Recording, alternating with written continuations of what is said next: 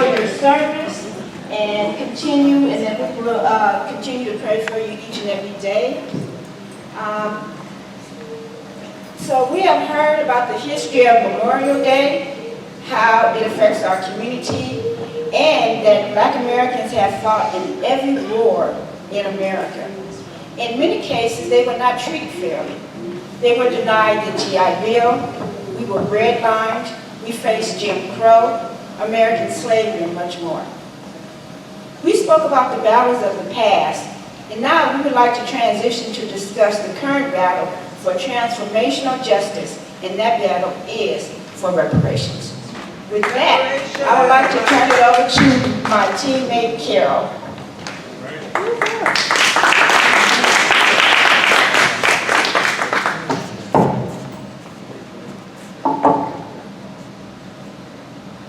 Hello, hello, hello, everyone. Thank you so much for being here. And yes, my task is to talk about what are reparations. So reparations is a method to repair the multitude of harms done to African American descendants of U.S. chattel slavery and free Black folk, also known as American freedmen, here in the United States before 1900. And which are still impacting us today.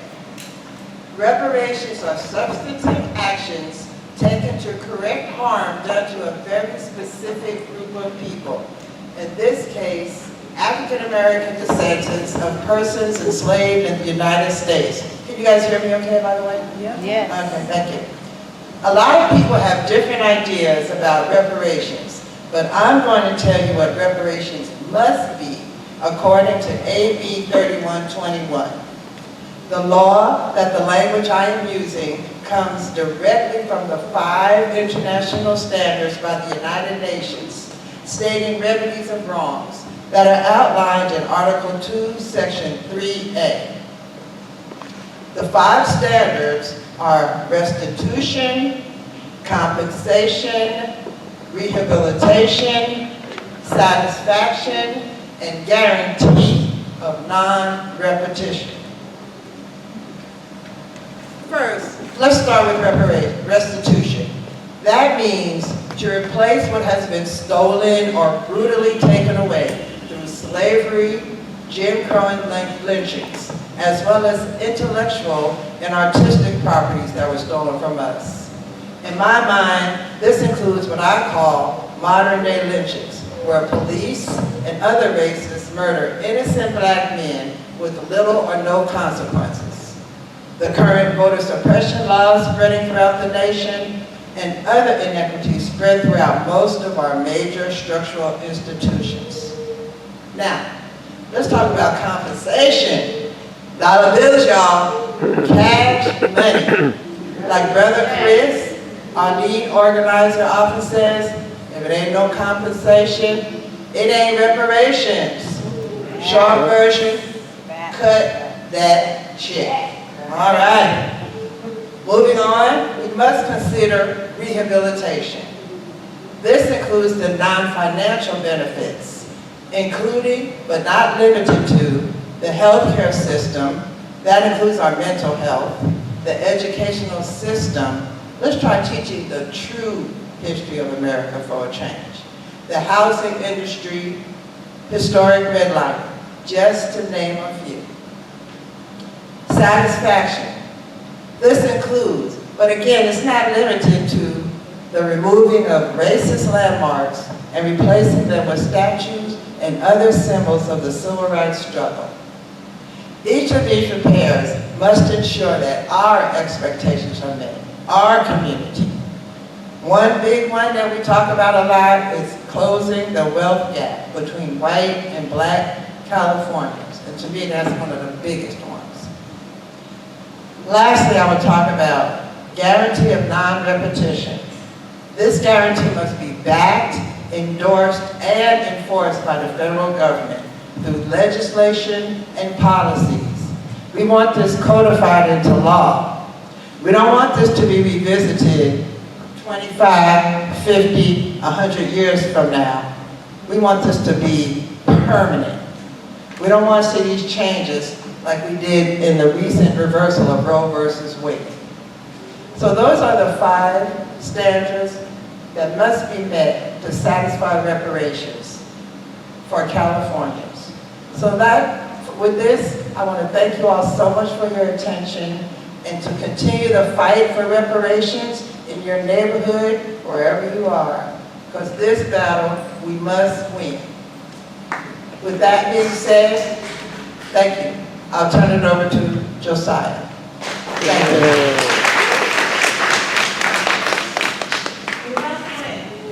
That's right. We can do it. Thank you, Carol. Hello again, everyone. So I appreciate Carol defining what reparations is, right? So now that we know what reparations is, we want to give you some updates on what is currently going on in the state of California in regards to reparations. All right, so before we go over the updates, we're going to discuss a little bit about how did we actually get here. All right, so I'm going to give you a little recap over the past 2 years. So before there was a bill in regards to reparations, there was a group of people who was meeting, right? Talking about how can we actually help transform our community, all right? So then later there was a resolution that was established through Dr. Weber's office, who at the time was an assembly member, who is now the current Secretary of State. It was Assembly Joint Resolution 21, okay? It was later changed to Assembly Concurrent Resolution 130, and then it was signed. Then after that, there became a bill, AB 3121, which actually was to help establish a task force to study and develop reparations proposals and help educate the community. Okay? So after that, our team actually assisted in talking about CJEC, the Coalition for a Just and Equitable California. We have some of our members who actually helped write some of the language that was included into the final bill. So we helped advocate for the task force reparations, the reparations task force to actually be signed by go through the legislator, and then actually be signed into law. So it was signed into law in September of 2020. The reparations task force started in June of 2021. Okay, so it's been going on for 2 years. So they were able to come up and actually create proposals on what reparations should look like. All right, and that was actually on May the 6th, which is why it says May the 6th right there. That's when the task force actually decided that they're going to, it says right there, we made history. The California Reparations Task Force recently voted to recommend California pay lineage-based reparations in the form of direct payments. All right, so right now we're at a historic point. This is the first in the nation state task force, and California is the first one to actually do it. So we're making history right now, okay? All right. So now that we know what has happened, what are we going to do about it? What is next? Okay? So now that we know what reparations should be, we have to actually make it law. We have to actually help create legislation so that we can make it a reality. Okay? So the legislation must be introduced by the California Senate and Assembly and then signed into law by the governor. And so if you ever heard Chris speak, you'll hear him talk about 41, 21, and 1. 41, 21, and 1. So I'm going to break it down for a little bit. So basically there is 80 state assembly members. There are 40 state senators. So in order to have something passed, it has to go through the Assembly and it has to go through the State Senate. So you need at least over 50%, which would be 41 of the 80 of the Assembly members. You would need at least 21 of the state senators, and then you would need the one governor to sign it into law. All right, so 41 plus 21 plus 1 equals reparations. Yeah. 41, 21, 1. So now, when should we expect this reparation legislation? So there are certain time frames for when bills can actually be introduced. It is not in session right now. So because of that, it will be the beginning of next year is when we can actually have reparation legislation. All right, and so from then, we can actually push, right, the state senators, the assembly members. We need to make sure that we're making the public aware on what's going on currently so that we can get enough support to make it a reality. So it's really up to us to ensure that we help make this a reality. We went through the process. We got the interim report with all the history of what happened to us out of all these years. They went over a lot of the different history. We have that now. We have the proof. We've already known it, but it's documented. And Shanna is showing you a copy of the interim report. It's 500 pages. It's a lot of reading, but there will be issuing an actual final report, which includes the proposals as well. And so our team at ETM Media and CJEC have actually recorded, like being able to verbally read the interim report so that people can hear it. Maybe someone don't have enough time to read 500 pages, but maybe you can listen to it as you're working or doing other things. So I want to make sure that you have access to hear what's actually going on, but we also encourage everyone to read it. We can give you the link to be able to have access to the interim report as well. But the final report will be actually coming out by July the 1st as well. It's supposed to be coming out on June the 29th, but they have a deadline of July the 1st for it to come out. And so basically to kind of recap on what we need to do. So to keep it simple, the next steps are potentially a reparations bill based on the recommendations of the task force is introduced early 2024. The reparations bill gets passed by the California State Assembly 2024, and the governor signs the reparations bill in 2024. Okay, so that's pretty much the next steps, and we have a lot of work to do until we can get to that point. All right? So that was just a brief summary of where we are today in regards to reparations. Okay? And so we have one other update, and then we're going to make sure everybody can get something to eat. I know I'm getting a little hungry, so make sure y'all get y'all grub on. We got some good food, everybody put together and everything. So we're going to do a brief recap over something that we call reparative justice. So in addition to fighting for reparations, we also fight for reparative justice, which is not necessarily reparations, but it's helped to repair our community. And so right here, you're seeing a press release from Assembly member, she's the chair of the Legislative Black Caucus, who have introduced the End Slavery in California Act, known as ACA 8. And so basically, just to let everybody know, I'm not sure if everyone is aware, but do you know that you can actually still be enslaved in the state of California? Right? Yep. So a lot of people may not be aware of that, but when it comes to state prisons, you can actually be enslaved in the state of California. So I know a lot of people heard of the U.S. Constitution and the 13th Amendment, right? You heard of the 13th Amendment saying that slavery basically is abolished, as well as involuntary servitude, except when it comes to punishment for a crime, right? So that's on the national level. In the state of California, what they said in Article 1, Section 6 of the state's Constitution of California is that they abolished slavery. But when it comes to involuntary servitude, as punishment for a crime, you can actually be considered involuntary servitude, which is basically another word for slavery, right? And so just to kind of give a brief summary of how it's considered slavery, I'm going to talk to you about the author that actually wrote the language that created this bill. It's Samuel Nathaniel Brown. And I'm not going to go over all his history because I can't tell it like he can. But I'm going to give a brief summary, right? And so basically, while he was in prison, he was one of the first people who had to help clean up a cell when COVID first started. And so he actually had an ailment at the time. He didn't want to go in, put himself at risk. And he was actually going to be getting out pretty soon.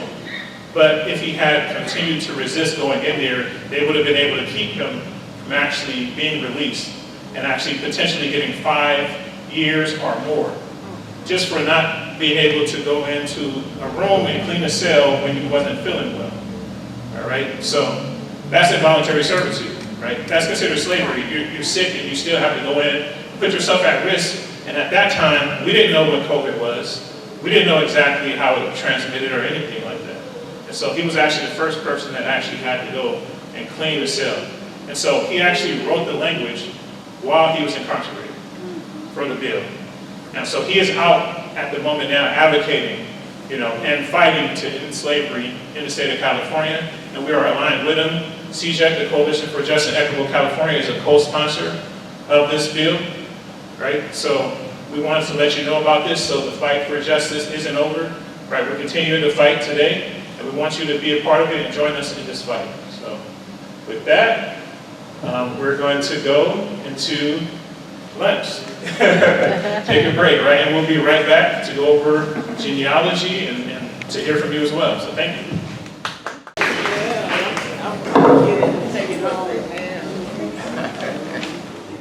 So I was able to get some of this information here just to share with you. In the corner, the left-hand corner, is the family tree. And this is to kind of get you started. They also have this in their brochure. And a lot of times you just need something to start off with, a template. So this is information that they actually provide to you. Another thing that's actually helpful, I wasn't aware that they do this, this calendar here, every, was it 4th Wednesday, they actually hold a genealogy workshop for African Americans. This is something they actually do. It is free. The next one will not be held into, what is that, June 28th. So there is one, I believe this week, obviously, or just passed. There is a registration. This is a Zoom meeting. Again, it's supposed to be free. So if you are interested, or just kind of, you know, click on, see what happens. Assuming that it's always going to be scheduled every month, but what they may just do is see how many people register, just to proceed. The other thing is their center hours. So, of course, it's a church, but they also have this research center open to the public, so you do not have to be a member of the church to actually go there. Josiah actually visited the center. Most people, we just know the church when you see it from 580, or depending where you are, if you're over by Lake Merritt and it's at night, that's the only time we see that church. We don't even go up there, just let's be honest, we don't. But if you are interested, just to start doing that research, having those conversations with your family. You know, let it be a family project. And don't always be the only person in the family doing it. Get the young people in the family. Talk to the people who are still around. Sometimes it's your neighbors who may have some of the history of your family, depending on how long you've been somewhere, particularly here in South Richmond. So we just wanted to share some of this information. One of the things we will do, and hopefully in the very near future, is have a genealogy workshop where we have more time and actually do some activities going on the family search website, just to kind of play around with that. But we wanted to share this with you as this is important, not just because of reparations, but also knowing who you are, your family history. And it's not hard to get this information. Some people, it may be easy, some not. But again, it's a project. Get your family involved, even now. Summer, holidays, start talking to your family members. Start collecting that information that somebody may have put away. Obituaries, whatever you may have written in your Bibles, because a lot of times that's where we may have had some of our forefathers and mothers write information, when there was births, when there was death, when there was marriages. And as we had people who were probably in the military, those records are important as well. So again, we just wanted to share some of this information. Not expecting you to write this down right now, but if you do Google it, you can actually look up the Oakland Mormon Church and type in family search, and it should come up for you. Oh, and also, we were able to get a few brochures and some cards over there as well. So feel free to take what you can.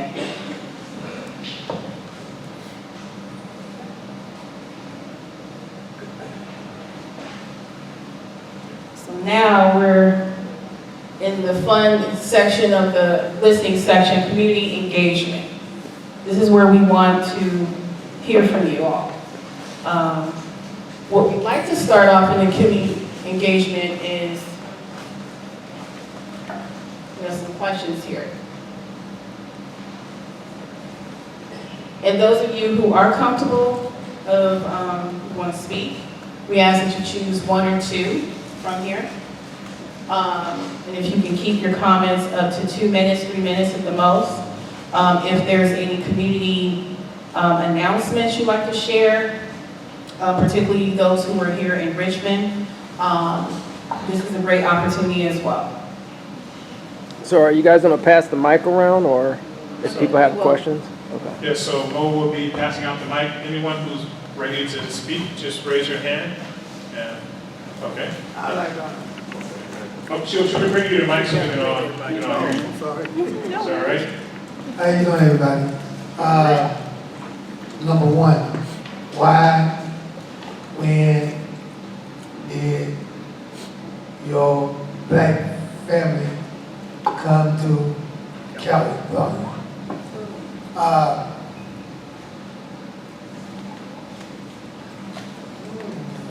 My mom and father came to California. I think I wasn't even born when they came to California. I don't even know why they came to California. I guess because it's cheaper. Hey, it's cheaper. I mean, I don't know. But I know they came from Louisiana. I know that much. But I don't know why they came out here. So that's the only question I got. Okay. Thank you. All right, thank you. Anyone else? No, yeah, I'll take it. And if you wouldn't mind, you don't have to say your name, but if you want to say what city you're repping from, feel free to do so. Okay. I'm laughing because I was talking and I didn't realize you started and one of my friends just said, you don't need a mic. So when I heard my voice projected, it was funny. But I'm an abolitionist. My name is Fiani. I'm from East Palo Alto, California. We experience many harms in our community, but as an abolitionist, I would like to see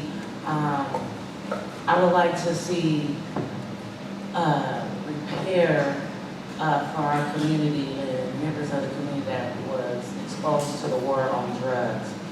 I think there was many aspects of the Black community's existence here in America. And I feel like there's different levels, but I was alive to experience what it was like when there was a war on drugs and the people of my community. So I would like to see repairs there, just the mental processing that we have now because of it, just how we respond to life because of it, and how that war on drugs impacted the definition of our community, because even though we did experience that, that does not represent our entire community, but they use those times to define us as people. So I would like to see something different outside of that. And then I'll just jump straight to number 4. In a perfect world for me, my community after reparations will consist of a lot of professionals that look like me. Dentists, lawyers, doctors, people owning their homes, kids raised with both parents, things that were stripped from us through these systems. So I would like to see that back, and I would like for us to build that with the money we receive, because we know what we need and we will do a darn good job with our presentation. We don't need another person to tell us how to spend our money or another system created based on how they believe we should live in the community and how we should exist. So I think my 2 minutes is up, but thank you. All right. Thank you. I just want to say in terms of number 2, the harms that I want to see repaired are things that are going on right now. To me, that's so important, because if you get money and your house is taken from you by the city council to sell to some rich other person, what is it? So harms I want to see repaired is not allowing certain things to go on any longer in California. So to me, it includes taking people's land or houses without their permission. In other words, if you want to sell your house, that's fine. If you don't want to sell it, no court, no state, no county, no whoever, government can take your house. To me, that's so important. I also think that Black people in jails should not be in jails because they didn't get a fair trial. And also people are there because they couldn't afford bail and things like that. I would let all black people out of jail. I also think that we should not be paying any taxes within the state or within the nation in the next 400 years. That's what I would like to see. And that would help people be able to take care of their property and not lose it because they don't have $300 to pay their taxes or something like that. That's all. Thank you.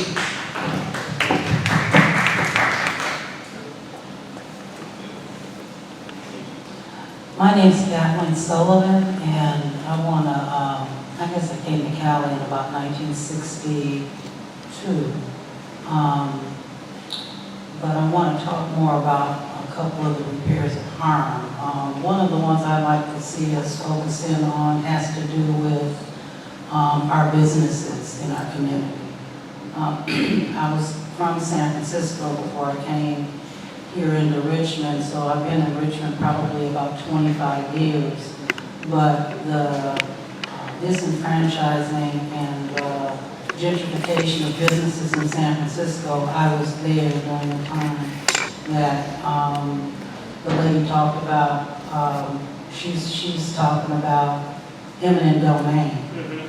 That eminent domain took over the Fillmore, and all those black businesses and all our thriving black communities were just demolished. Fast forward, just looking at what's happened in Richmond, I came to this town and I've seen the same exact thing happen. One of the more painful examples is the property that's right next door to this building, which there's people in this room that know about, and that is the demolition of businesses and the relocation, and you can be in business, but you're not going to be in business here move that was made on all of those, mostly black business owners, and that there was never any development that's been done on that land all this time. That's a crime. So when we start talking about what needs to be done in repair, we've got to have a whole agenda that's around business development and business redevelopment and the real truth about finding what business owners still exist that may want to come back and open businesses. If it's not them, it's their kids, it's their grandkids, but they're owed that. They're owed that. We got one of the business owners that has survived all this right here in this room that was displaced. I'll let her speak herself about it, but we are a people that come from richness of economic development and business development. You can look at our history to see what they've done to us every time we have thrived. But every time we have to begin to do well, they figure out a way to come for us. So I'm saying all this now because we have very few businesses left. I cried about Mississippi Catfish leaving here and going to El Sobrani. Why didn't our city jump in and give them a sweetheart deal for them to stay in the city of Richmond? They didn't do that. We can just go on and on about businesses that need help, need support. So there's got to be a whole push that's got to do with us taking care of ourselves because we always have. Right. And so giving us what we need in terms of the business development support, this place right here, CoBiz, is one of the best, things for us to start bringing ourselves up as exist in Richmond. We need to pay attention to that. We need to support this place. We need to bring our business here. We need to do all of that because when this reparation thing happens, we need to know where it is our investments in business are going to go. Who's working on their business right now? Who needs help? Who needs some support? And this place is giving people support for businesses. And just look at this room. They look like us. So let's just pay attention to all that. And this reparations is supposed to be giving us some of this stuff back. So that's my main. That's my main. Thank you.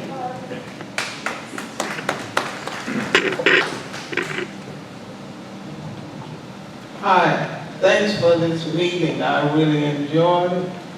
I want to address number 5. What would I do with my reparations? I got 3 grown children I did the best I could to educate them, got good jobs and all that. Then I have 10 grandchildren. All of them but one have at least one university or college degree, and she's still a senior. She'll be a senior this fall. But the rest of them, one of them got BA, 3 of them got a master's, one of them is a PhD. I have a doctor in my grandchildren. Oh, that's great. But they got college, they got loans running out from yay to yay. Yep. If I would get reparation, what I would like to do, I got 5 great grands. I would like to be able to help them go to college without having the rest of their lives in debt. That's the worst thing I ever heard in my life. They're saying now, like the doctor is saying, when Biden was talking about paying off loans, she said that sure would help me. She had a hard struggle to get the PhD. I mean, only God, me and her know. But now she's in debt to the devil forever. I mean, so to speak. But I was told by some people, I hope they don't give it to them because they're going to the crack house. I said, I don't care where they go. I'm going to help my great grandbabies get an education. Now, they didn't tell nobody else what to do with their money. Yeah. So why should they be worried about what we going to do? But I would say, and let me say, we came to California. My mother, her sisters and stuff came to California from Arkansas in the early 1900s. All of them is gone now. We had 180 acres of farmland in Arkansas. My father died when I was 12. About 5 years later, they telling us, we gotta leave this property because this, my brother said, this white boy said he owns it now. Now I'm just 12, I don't know what that means. But once I got grown, I knew what it meant. And we still don't have that property, none of the profits from it. Wow. So I'm interested in reparations because I have had too much taken from me and nothing came back. So I want this. Yeah, I want it. If I don't get it, I can live without it. But my little 5 great-grandbabies, they don't need a handout, they need a hand up. And I want to give them that. So that's where I am. Excellent. Thank you. And so before we go to the next person, I was just going to briefly make a comment because we heard so many great stories, right? And so we talked about eminent domain. I think that's what the sister that you was also mentioning in regards to having the property stolen. So I want to briefly share a story from my family as well. So growing up, my mom used to always tell me about where they used to live, their neighborhood, you know, how it was flourishing and everything else, all the different black businesses, right? Then she ended up telling me that they built a post office on top of the whole neighborhood, right? And I'm like, as a kid, I was like, why would they do that? You know, and she didn't know at the time, right? Years later, after doing research, of course, I found out, and it's also mentioned specifically in the book, The Color of Law. They actually talk about Oakland in particular, the area where they put the post office on top of a whole black neighborhood. So one of the things that we've seen is that we hear the same stories throughout the whole U.S., right? It's happened everywhere. You know, in Russell City, you know, there's a family that we connected with recently where they talked about how they had land that was stolen. The Burgess brothers, when it came to the gold rush, they had their land stolen. This is something, Bruce Beach, I'm pretty sure everyone's heard of Bruce Beach. So this is something that has been common within our community, and it happened throughout the whole U.S. So when we think of having things return, that is considered restitution. So that's part of the 5 international law standards when it comes to reparations. And in regards to guarantees of non-repetition is how you actually prevent things from continuing on, as was mentioned. So those are all part of what reparations should be. We also believe that when it comes to having debt for our community, that it should be paid because the debt is owed to them. So how are they going to be owing money when they haven't even got justice and what is owed to them? And then we're trying to survive off of not having anything. That's the reason why we end up having debt when we try to excel, right? And so these are all things that we believe need to change. And that's what we can actually help change in regards to reparations.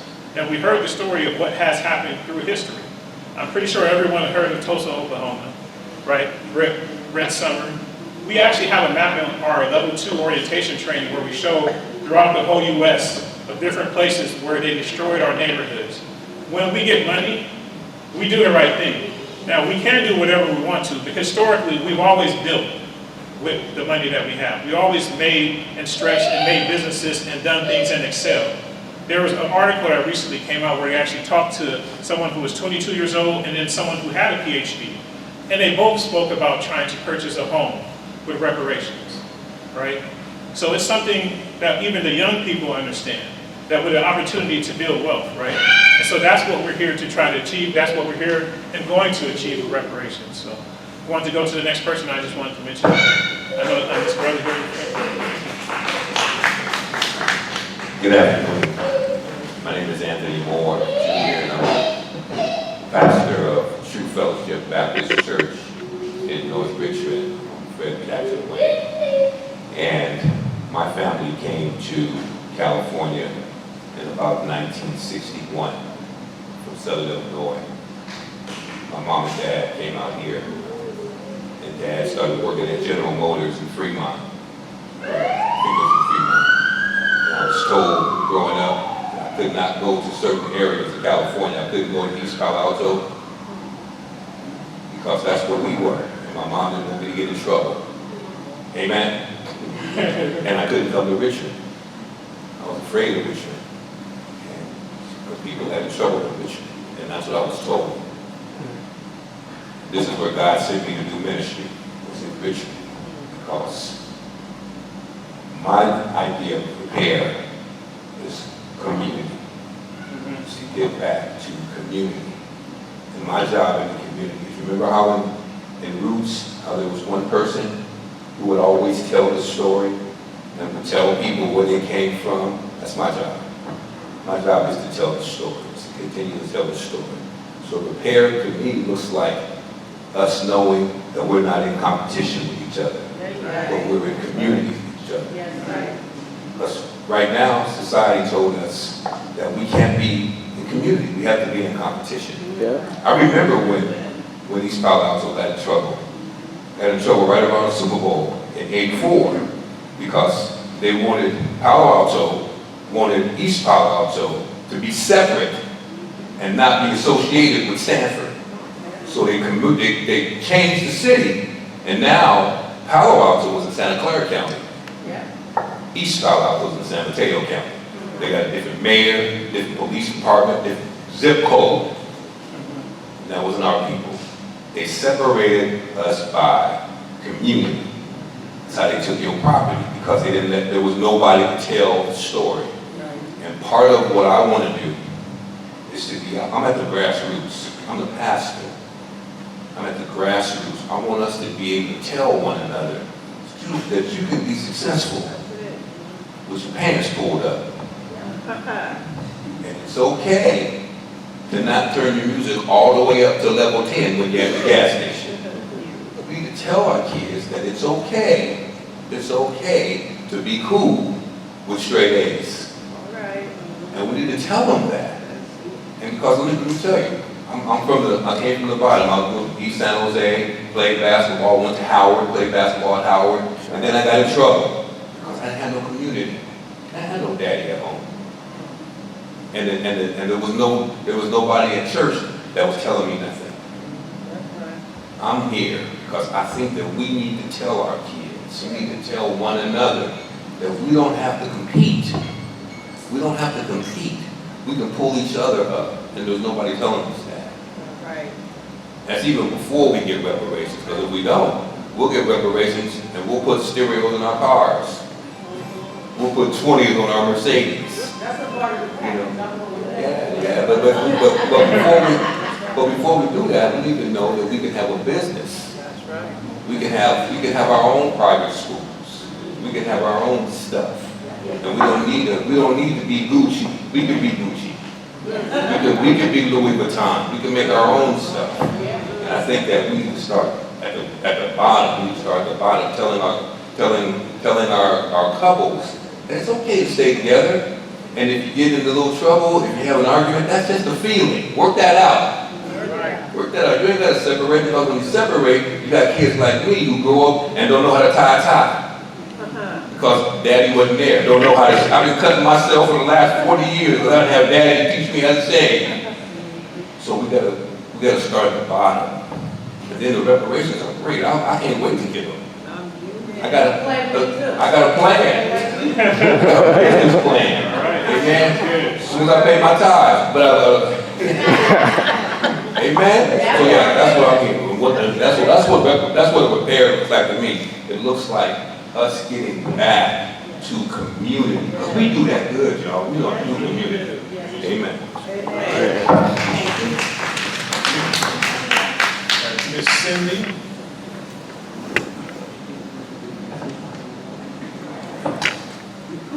Good to see everyone here. My name is Cindy, and I came to California in 1982. I was in the military, just left Germany, and was stationed in San Francisco at Presidio. And one of the things I instantly noticed was that San Francisco wasn't going to be the place that I wanted to raise my children. The culture there wasn't the culture that I grew up in New York. I'm a real ghetto sister from the South Bronx. And, it was rough there, okay? So when I came to Richmond, and actually North Richmond, I went to church down there one Sunday, and I said, these are my people. This is what I'm used to. It felt familiar. It felt like the village that I grew up in. It felt like, even though it was a crime-infested place, but it didn't bother me because that's what I was used to. So I moved my children here to Richmond, and I loved it here. I raised my kids. As a matter of fact, this little store right here, when I come to this COVID space, I always sit there so I can look at the store, because my son, we used to go to this little salvage place right here, and we would buy all kinds of stuff, and he was like a child prodigy. He just took to music, and we bought his first harmonica there.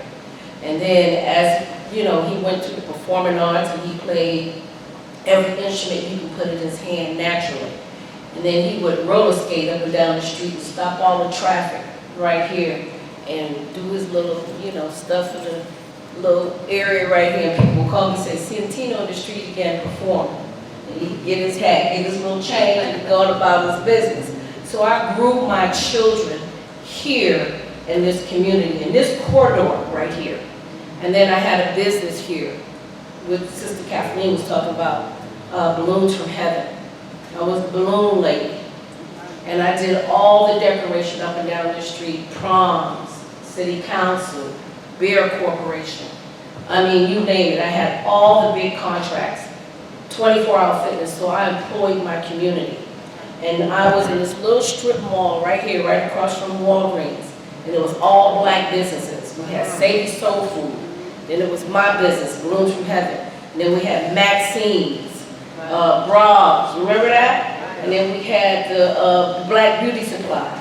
And then we had the Black Security.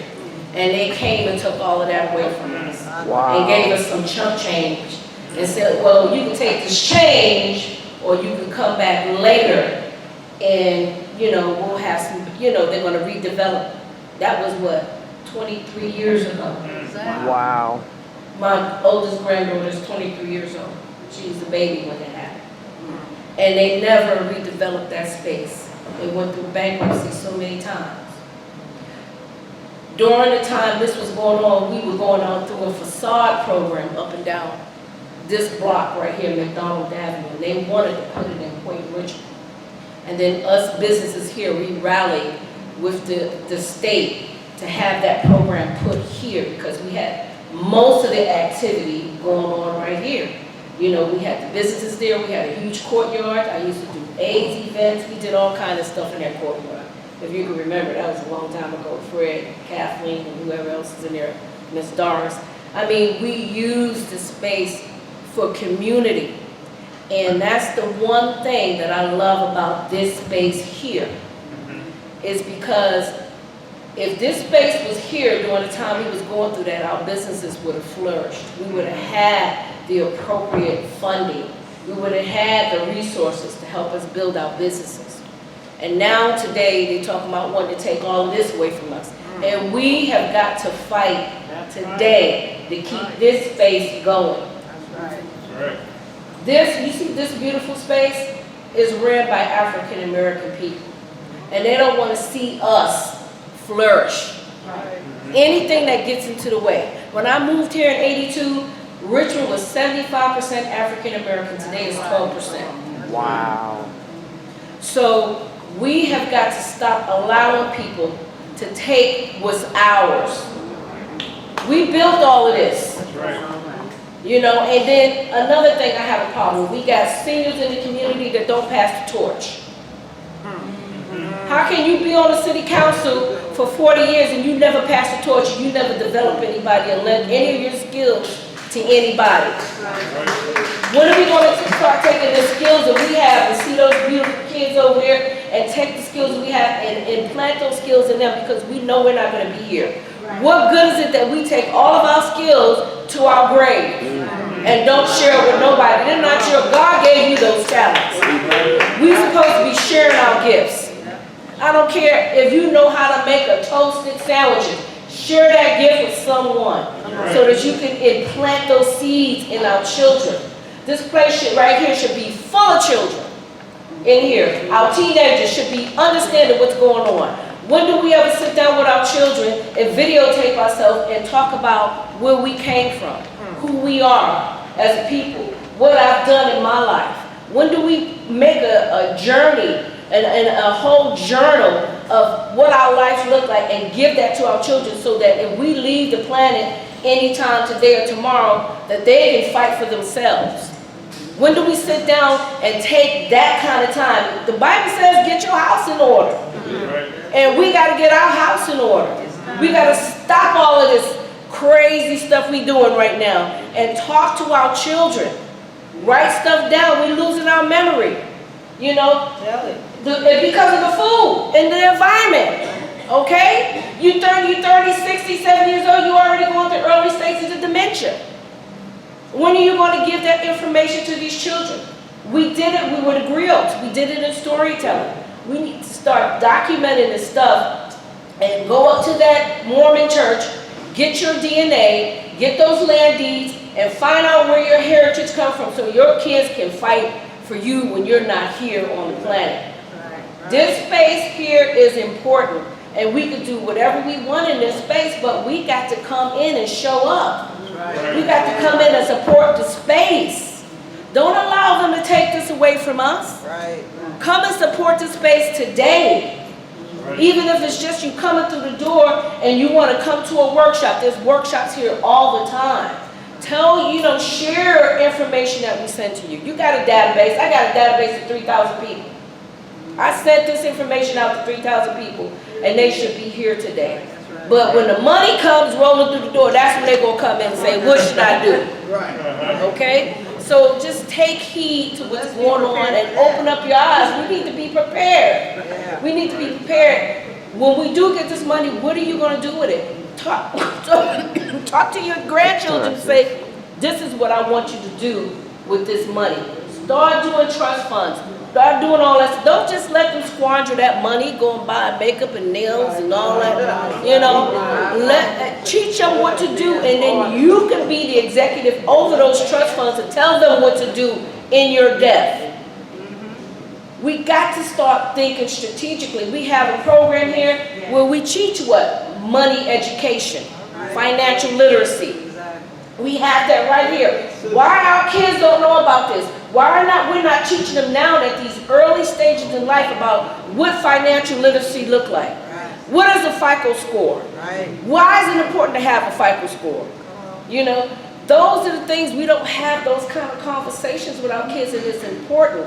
We have got to come out and support this community venture that's going on, and it's happening, but we're not talking about it. We don't have any dialogue with one another.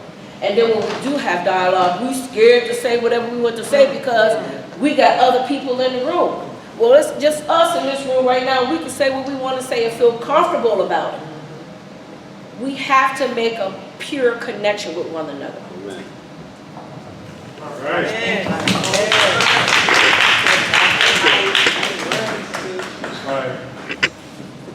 Is it on? Okay. Hi, everybody. It's a good day for reparations. You know what I'm saying?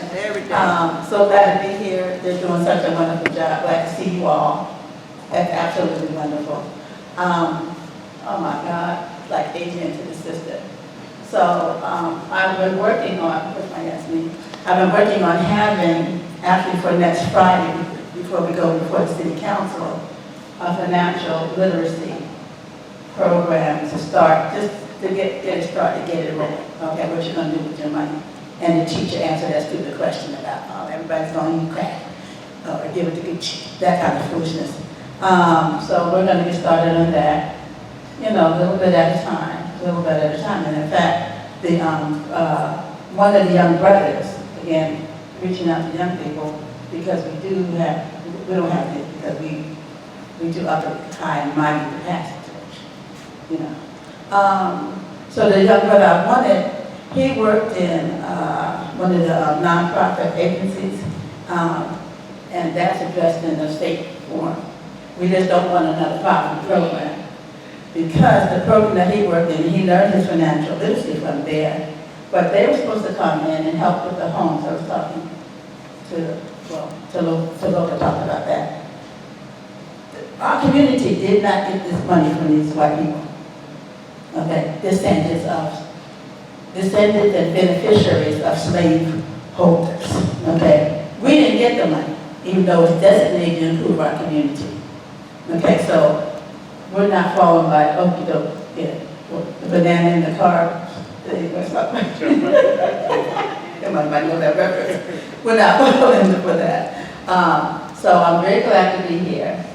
And what I want us to think about and share with me, I'm from East Palo Alto EPA for reparations, is there's a gap from us never being debriefed. And sorry to make you remember, he's not here. When we were designated animals, so it's a different kind of slavery. They want to say the same thing as that.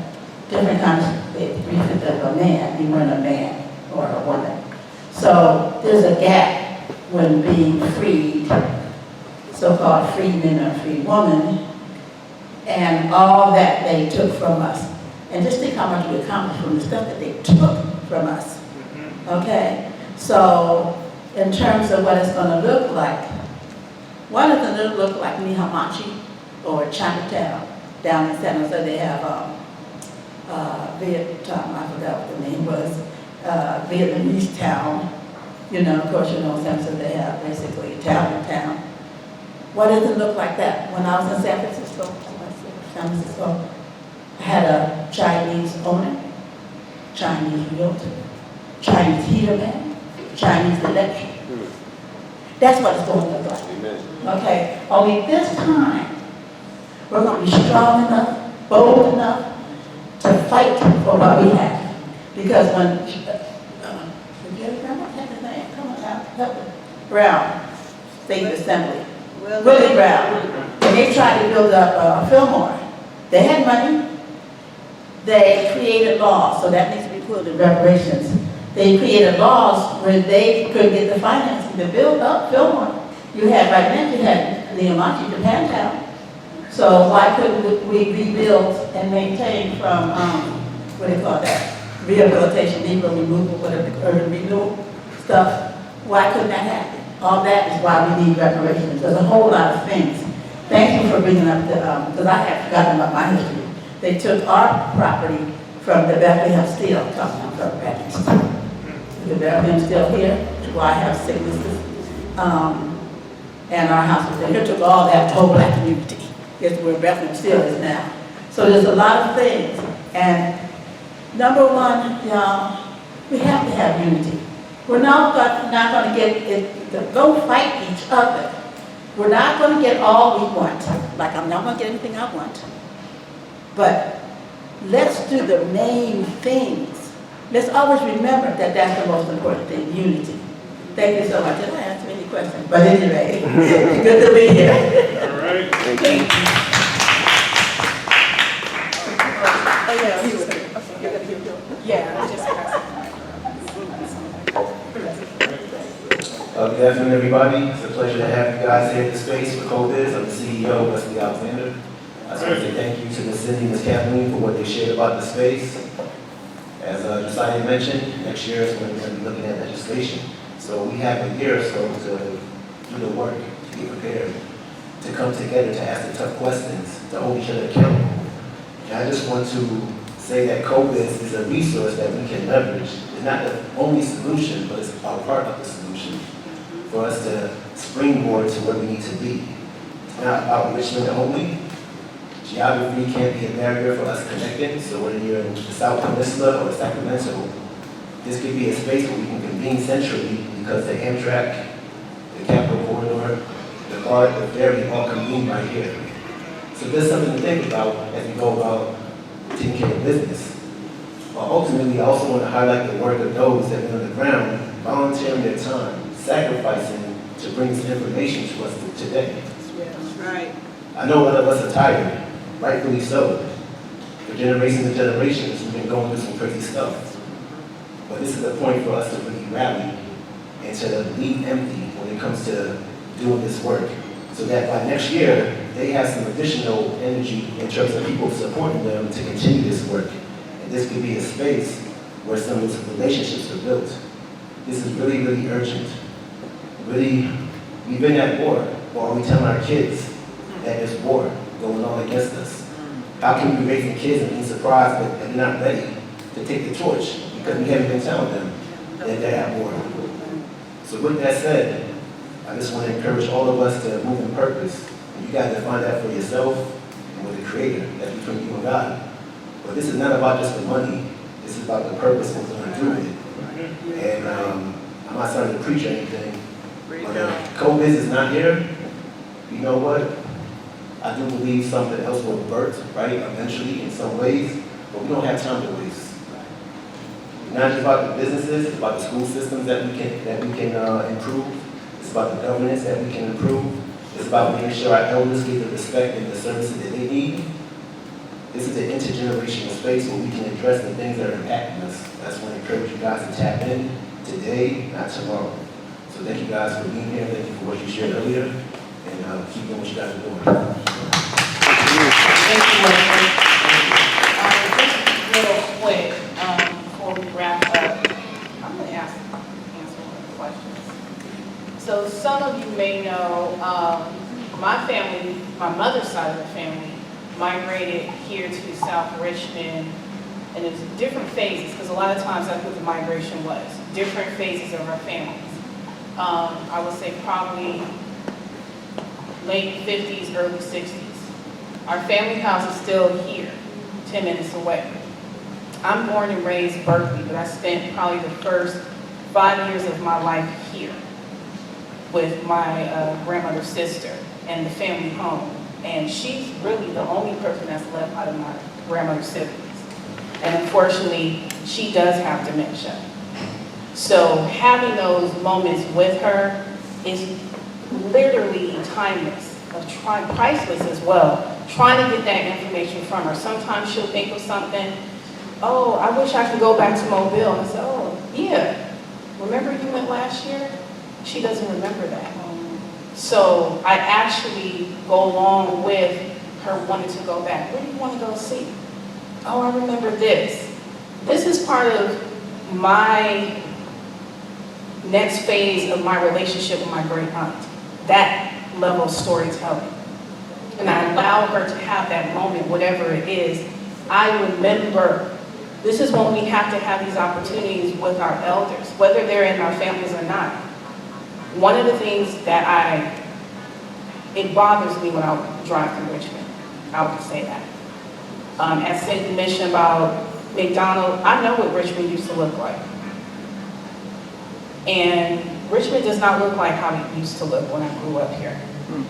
And it's a constant reminder when I go to the family house, I don't see those families that was there when I grew up. Because I was too young, my cousins would take me around the corner, we'll go to somebody who had a little market in their house, get your little soda, chips, whatever it was. This is what we did when you speak of community. This is what we did, right? You can go next to our neighbor. Everybody respect each other's house. You didn't even have to lock the door until it was time to go to bed. Right. That's what we did. Now it's, I don't even know who this person is. And then I'm like, do you know who these people are in this house? My family. They've been here before you was able to come here. Show this woman some respect. When you see them walking down the street or coming out taking out their garbage, you should say, hello, Mr. Mrs. These are still people in our neighborhood, but when I drive through, and some of y'all may have seen this too, if you in Richmond, it don't look the same. A lot of those businesses that Cindy talked about are not here. You got CJ Barbecue down the street. You got what? New Red Snapper on the other side of Ohio Avenue. All these little places, but all of this down here, that was us. And just like she mentioned about Mississippi Catfish, Cindy told me it sells El Sobrante. I said, what you mean it's an El Sobrante? Now, I remember seeing the article stating a few weeks ago it's shut down. These are places that we used to go to, or at least say, okay, if I want this, I know I can go here, patronize this place, what have you. So when I look at number 4, what does our community look like after reparations? I don't want to say what it used to look like. Let's make it look better. These were South Richmond. Anybody understands the history of South Richmond, this was us. And it was more than 75%. And then looking at San Francisco, Fillmore, Bayview, my father's side from there. Some people may have heard of, and I know Mo has, about what happened at Sam Jordan. That should have been a landmark in Bayview. What happened? It is gone. What, 50 or 60 years, Sam Jordan was there. Now it's somebody else, and they're about to put a Mexican restaurant there.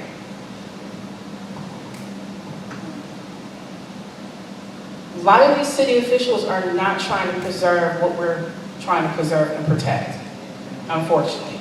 And we're seeing it phase away in front of us. It's not just Richmond, it's also Berkeley, South Berkeley. You have people talking about what's going on right now. You got Vallejo. We have to tell everybody what's going on. It's not just about the reparations part of it. It's your day-to-day. What is happening in your neighborhood? Even if we have people who are not from Richmond, who live in Richmond. Let everybody know somebody knows somebody in Richmond. Just like you know somebody in Vallejo. We all have family throughout. We got to share all of this with everybody. Not just, oh, I heard about a reparations thing and that's it. We got to talk about, did you hear about that business? That's right. Yeah, the pandemic, a lot of these businesses shut down. They cannot come back. That is the reality of it.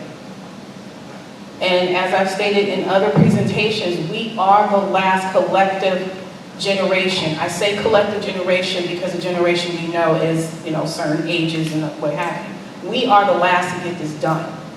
This is not passing the torch to your children. Josiah has his family here, and his children should see, this is what I saw and experienced as my childhood, and it was done. Not when I'm in my 20s, my 30s, my 40s, my 50s, and we still having this conversation. So one of the things I want to say, if nobody else has any other comments, we will start wrapping this up. But Wesley and Cindy, I want to thank you for your support, allowing us to hold this space here. When you drive down here, you see COVIZ, let everybody know what this place is about. As Cindy said, just come on through. Talk to Wesley, talk to any of his staff to find out more about COVIZ. Maybe you have a meeting or some kind of event you want to hold here. So again, I thank all of you for being here, and I wanted to also present an appreciation gift to Wesley and Cindy. Right. On behalf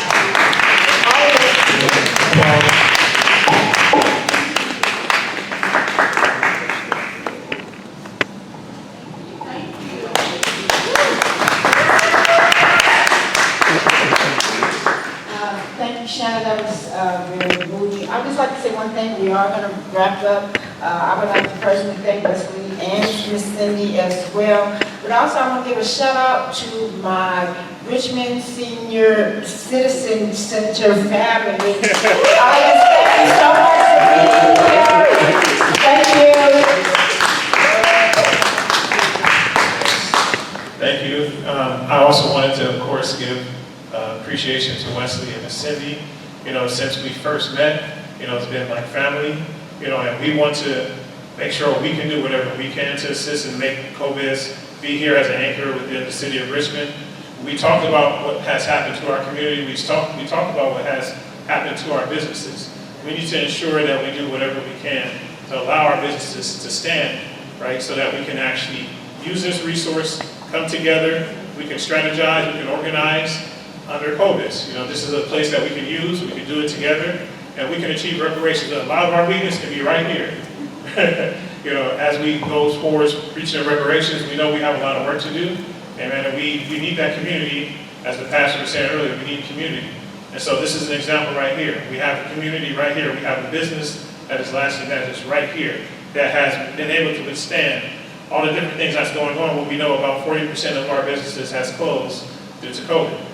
Right? So we want to make sure that we have this as an anchor and we support each other. So.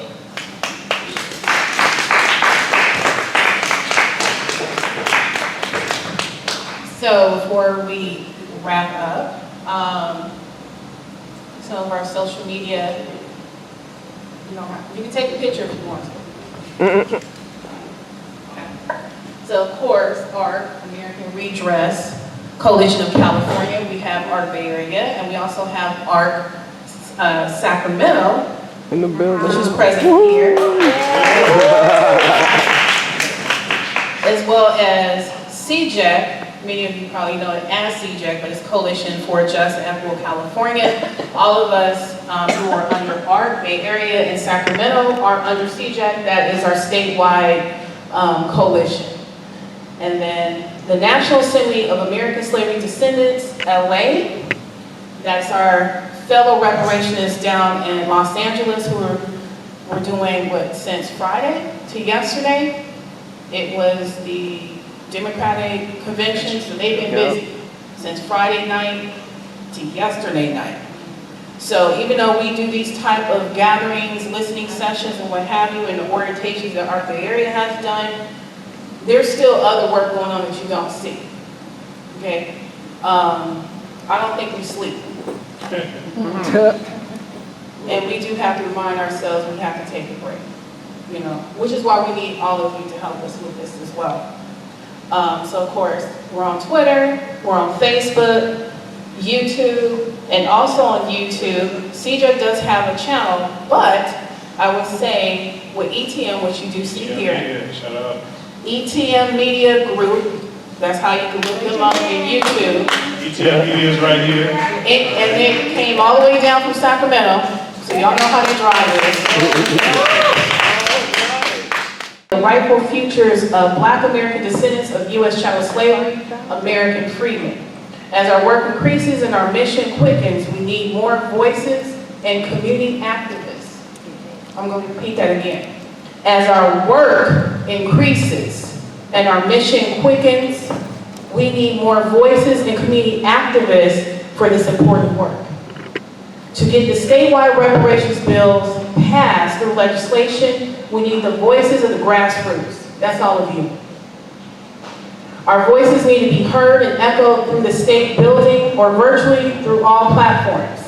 We are at the cusp of making a great legacy, history. Our ancestors will be proud. So again, we do ask all of you to be a volunteer or just, and it's not necessarily doing what we do. but just letting people know what's going on. This is also helpful for you to educate yourself. The more you talk about it, the more you feel passionate about it, the more you feel confident about it as well. But we need all of you part of this work. Again, I said this is a collective effort.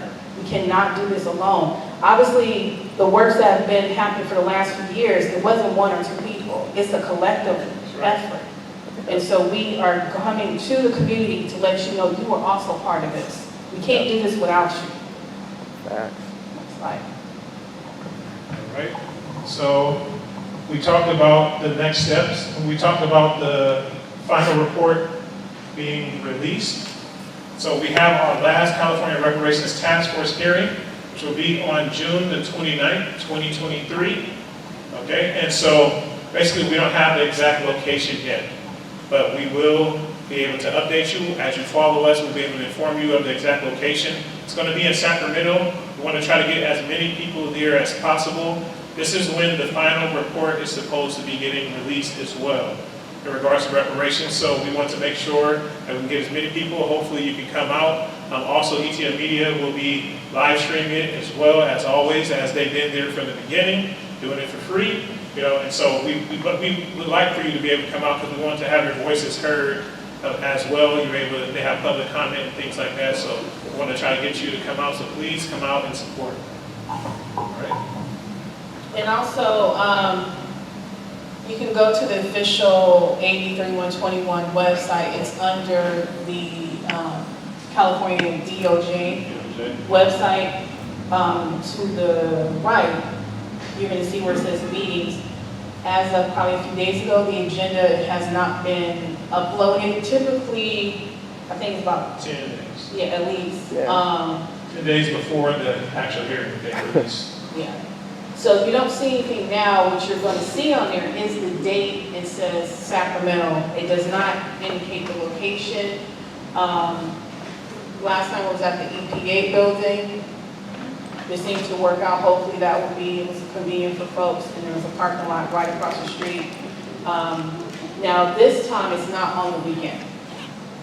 Thursday. Yeah, so that unfortunately is the only time, because they have to make sure everyone is, including the DOJ staff and the task force members, are able to be there.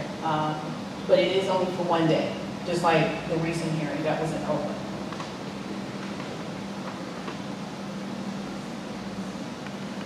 So we thank you for your participation and look forward to partnering with you all. Reparations now. Thank you. Reparations now. Reparations now. Reparations now. Reparations now. Reparations now. Reparations now. Reparations now.